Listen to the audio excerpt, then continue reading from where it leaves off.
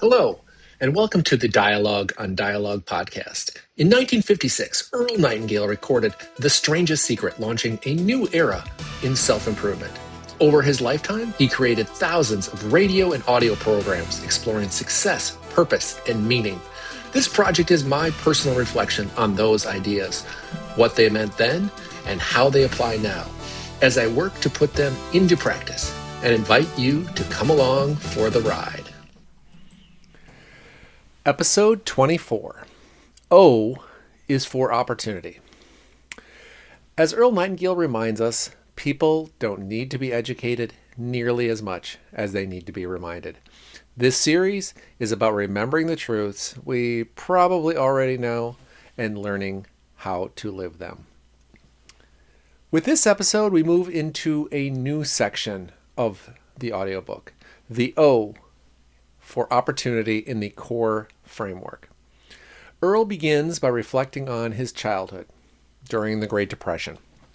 At that time, economists and forecasters confidently claimed that America had reached its peak.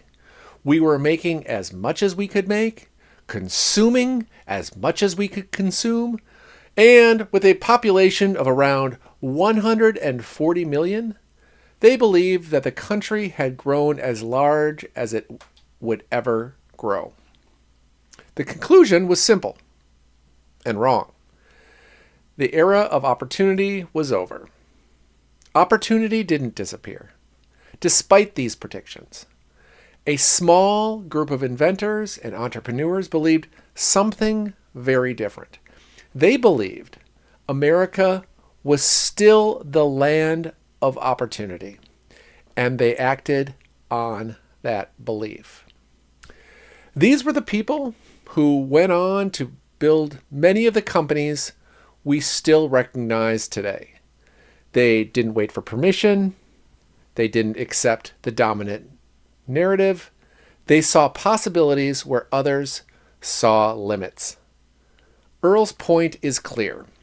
Opportunity didn't disappear. It was simply claimed by those willing to look for it. And that, he argues, is still true today.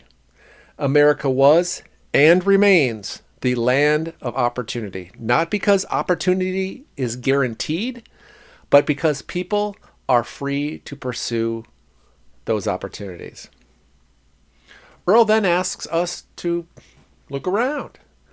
Think about the sheer number of jobs and roles that people fill every day, from heart surgeons to shoe shine workers.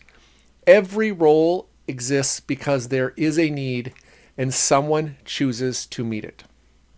What's remarkable is that within this freedom, jobs don't stay fixed. People bring creativity, skill, and imagination to their work. And roles evolve. Entirely new professions and industries emerge, not because someone planned them out for decades in advance, but because someone noticed an opportunity and acted. Opportunity isn't rare. It's everywhere. The question isn't whether opportunity exists. The question is whether we're prepared to see it. That leads to the most challenging part of this episode. In a land filled with opportunity, Earl asks, what do you want? What are your goals? What are you trying to accomplish? He argues that the inability to clearly identify and articulate what you want is the first major stumbling block that prevents people from taking advantage of the opportunities right in front of them. If you don't know what you're aiming for, you won't recognize the opportunities that align with your aim. Clarity precedes action. Earl closes this episode with a reminder that once you know what you want, the real work begins. You must take action. You must be willing to be different.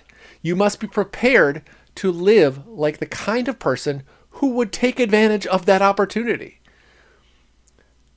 That kind of change doesn't happen overnight, but time will pass whether you pursue your goals or not. The years will move forward regardless. So the question becomes simple. If time is going to pass anyway, why not use it and move forward with something worthwhile? So episode 24 leaves me with this reminder. Opportunity has never disappeared. It waits for clarity, courage, and action. Freedom makes opportunity possible, but intention makes it real. And time will pass whether we act or not. So we might as well take advantage of the opportunity. Until next time, remember, the answers are older than we are and just as relevant today.